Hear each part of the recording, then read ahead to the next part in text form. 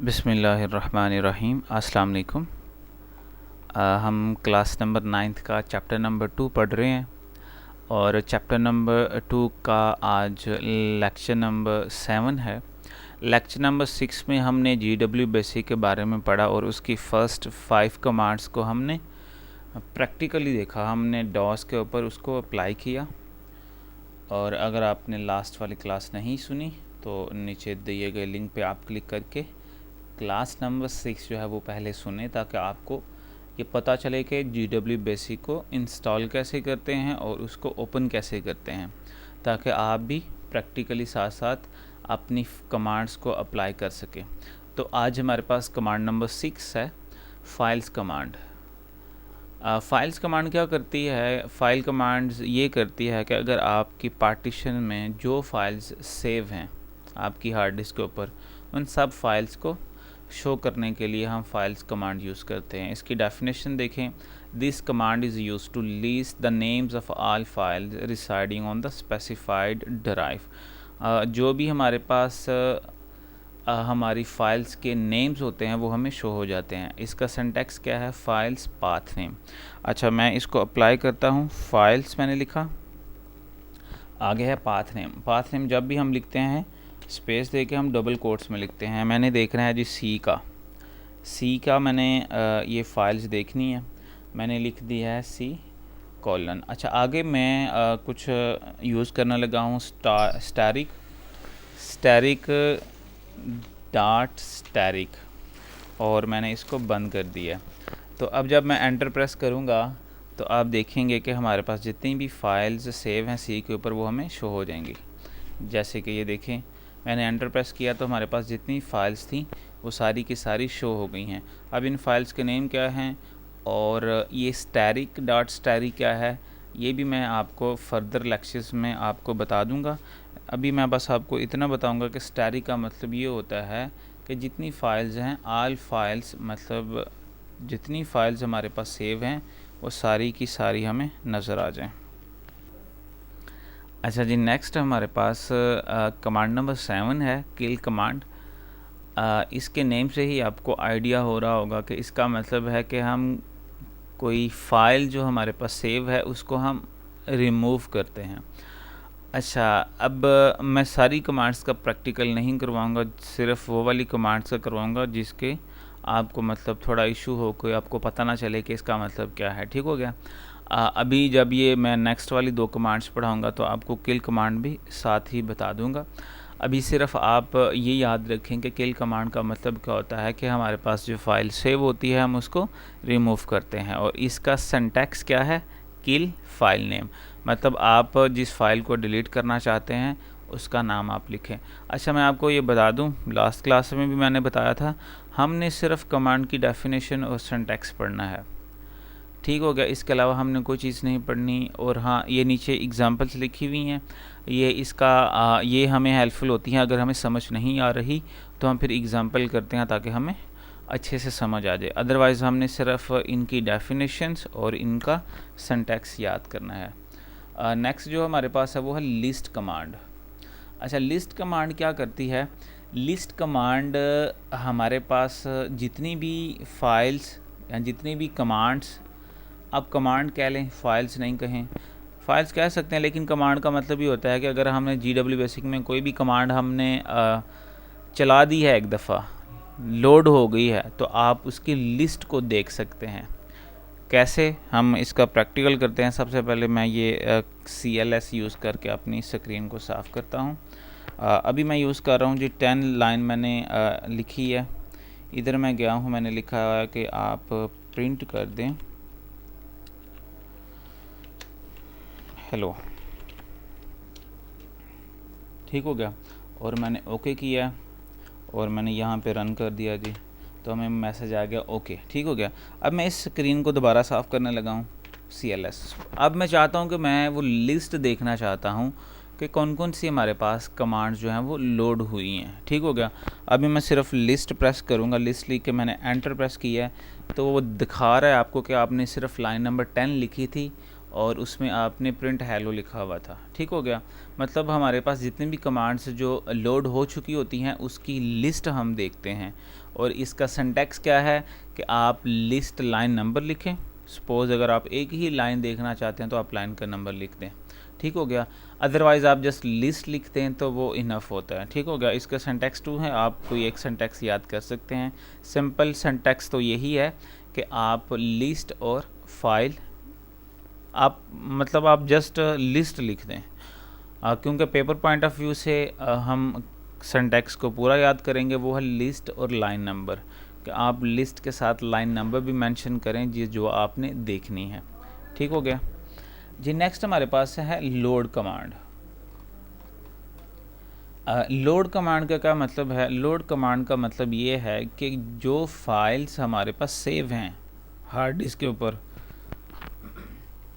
जो फाइल्स हमारे पास hard disk के ऊपर सेव हैं उसको हम लोड करते हैं। अब डेफिनेटली लोड वही फ़ाइल करेंगे जो हमारे पास सेव होगी। तो सबसे पहले हम ऐसा करते हैं कि हम कोई फ़ाइल जो है वो सेव करते हैं ताकि हम उसको लोड कर सकें। जी ये मैं लाइन नंबर 10 लिखी है, प्रिंट हेलो, और मैंने यहाँ पे लाइन नंबर 20 पे इसको एंड कर दिया जी।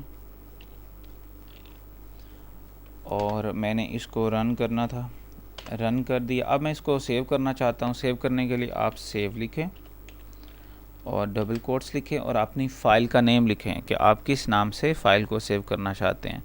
मैं कहता हूँ कि माय स्कूल, सपोज़ करें, आप स्पेस ना ही दें, माय स्कूल .bas।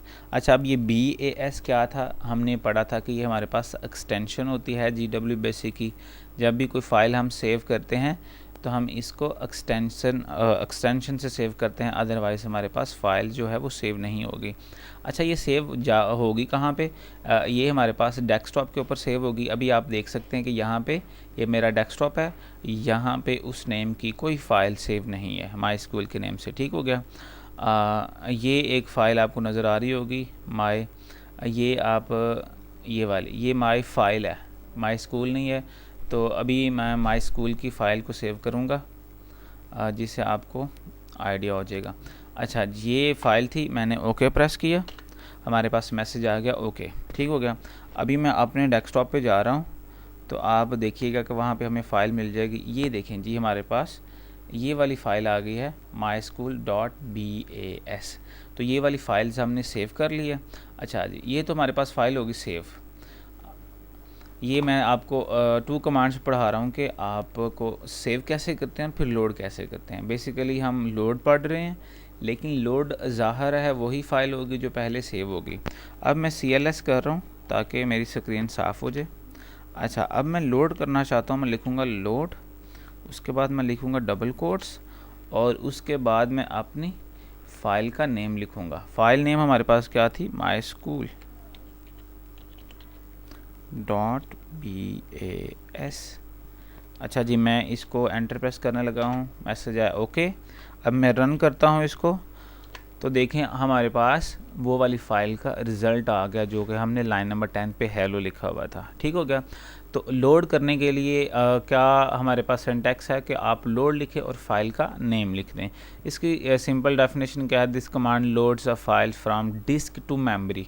अच्छा, डिस्क टू मेमोरी का क्या मतलब है? डिस्क का मतलब है हार्ड डिस्क, कि क्या हम हार्ड डिस्क से अपनी फ़ाइल्स को उठाते हैं और मेमोरी में लेके आते हैं। मेमोरी क्या है? हमारे पास रैम है, कि क्योंकि हमारे पास जो परमानेंट मेमोरी है वो हार्ड डिस्क है, तो हमारे पास जो फाइल्स सेव होती हैं वो हार्ड डिस्क के ऊपर सेव होती हैं ताकि हम बाद में उसको यूज़ कर सकें। तो हमारे पास डिस्क से फ़ाइल मेमोरी में आती है। ठीक हो गया।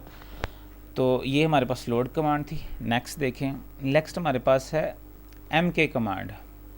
MK मतलब मेक डायरेक्टरी। MK मेक और DIR डायरेक्टरी। डायरेक्टरी का क्या मतलब होता है? आप इसको सिंपल वर्ड्स में फ़ोल्डर कह सकते हैं। ठीक हो गया। हम इसको GW बेसिक में डायरेक्टरी बोलते हैं, वैसे हम इसको फ़ोल्डर बोलते हैं। तो ये कैसे ये बनाते हैं मैं अभी आपके सामने बनाता हूँ। मैं कहता हूँ MK और DIR आर। अच्छा, उसके बाद डबल कोट्स। अच्छा, अब मैं बनाना चाहता हूँ, मैं कहता हूँ कंप्यूटर के नाम से जी एक फ़ोल्डर बना दें। ये मैंने कंप्यूटर लिखा, डबल कोट्स लिखा और एंटर प्रेस कर दिया। अभी आप जाके देखें डेस्कटॉप के ऊपर के कंप्यूटर के नेम से हमारे पास कोई फ़ोल्डर बन गया। आप जी ये देख सकते हैं कि हमारे पास कंप्यूटर के नेम से एक फ़ोल्डर बन गया है।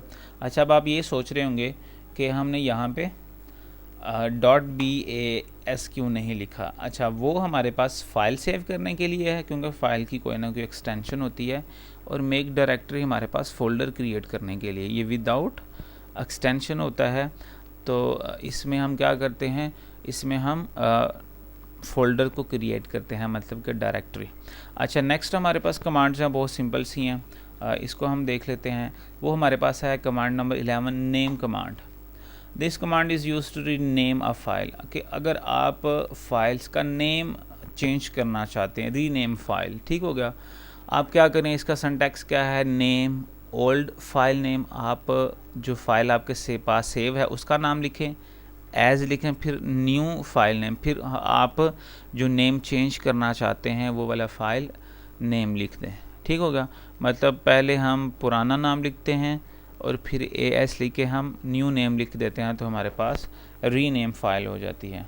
आगे हमारे पास है रीनम कमांड। रीनम कमांड हमारे पास क्या करती है, कमांड का लाइन नंबर चेंज करती है। This command is use to renumber the program lines.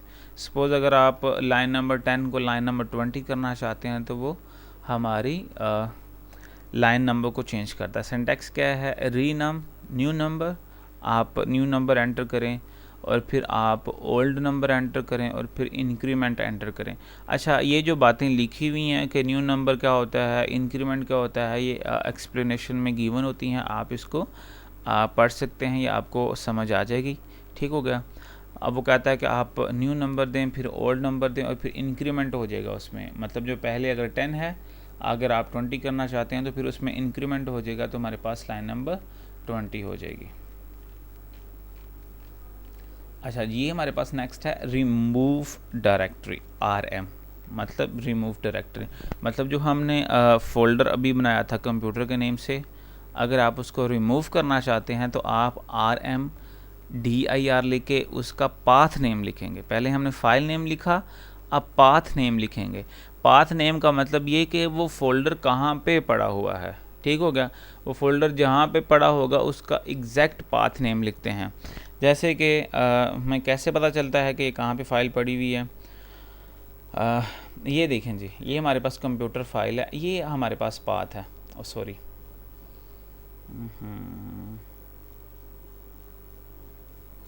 ये हमारे पास फ़ोल्डर है, तो ये हमारे पास इसका कंप्लीट पाथ है। ये देख लें, वो बता रहा है कि आप सी में जाएं, कॉलन, फिर यूज़र्स में जाएं, फिर सलमान में जाएं, फिर डेस्कटॉप के ऊपर जाएं, तो ये हमारे पास कंप्लीट पाथ होता है। यही सेम टू सेम पाथ आप यहाँ पे लिख देंगे,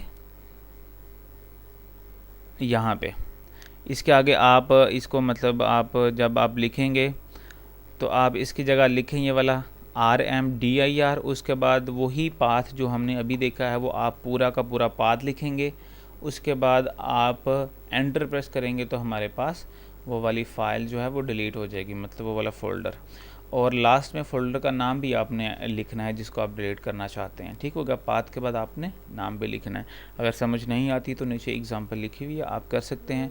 क्योंकि मैं इसलिए नहीं करवा रहा क्योंकि टाइम आगे ही बहुत लंबा लेक्चर हो गया, इसलिए मैं आपको जल्दी से चाह रहा हूँ कि मैं आपको ये कमांड्स जो है वो पढ़ा दूँ। अच्छा, रन कमांड है। रन कमांड्स तो हम काफ़ी दफ़ा यूज़ कर चुके हैं। रन कमांड क्या करती है कि एग्जीक्यूट करती है, हमारे प्रोग्राम को चलाती है, जो भी प्रोग्राम हमारे पास मेमोरी में होता है। ये मैं नहीं पढ़ाऊँगा क्योंकि हमने बहुत यूज़ किया। सेव कमांड भी हमने यूज़ कर ली है जी। नेक्स्ट हमारे पास कमांड नंबर 16 है, सिस्टम कमांड। सिस्टम कमांड क्या करती है कि अगर हम GW बेसिक में हैं और हम वहाँ से एग्ज़िट करना चाहते हैं तो हम सिस्टम कमांड प्रेस करते हैं, तो वह हम अपने रिटर्न, मतलब वापस चले जाते हैं ऑपरेटिंग सिस्टम पे अपने कंप्यूटर में, ठीक हो गया। इसकी डेफिनेशन क्या है, this command is use to exit from GW basic and return to the operating system environment. कि आप GW बेसिक बंद करना चाहते हैं तो आप सिस्टम लिखें तो आप GW बेसिक से मूव कर जाएंगे। नेक्स्ट हमारे पास क्या है, लिस्ट कमांड। ये हमने अभी प्रैक्टिकल भी किया। लिस्ट कमांड क्या करती है कि हमारे पास जितनी भी कमांड्स होती हैं उन कमांड्स की लिस्ट को शो करने के लिए होती है। और प्रिंट कमांड है नेक्स्ट। प्रिंट कमांड भी हमने देख लिया। प्रिंट कमांड क्या करती है कि डाटा को प्रिंट करने के लिए यूज़ होती है। और सिंटैक्स क्या है, एल प्रिंट कमांड। ये लिस्ट ऑफ एक्सप्रेशन है। ये एल का मतलब क्या है, ये हमारे पास नॉर्मली ये तब हम यूज़ करते हैं जब हम कोई चीज़ प्रिंट करवाना चाहते हैं प्रिंटर से। ठीक हो गया। जो एक प्रिंट कमांड और एक एल प्रिंट कमांड है। प्रिंट कमांड जिस डाटा को डिस्प्ले करने के लिए होती है, और एक एल प्रिंट कमांड क्या होती है, वही वाला डाटा जो होता है वो प्रिंटर से पेज बाहर निकालने के लिए यूज़ करते हैं। नेक्स्ट हमारे पास है काउंट कमांड। काउंट कमांड क्या है, this command is use to continue program execution after a break.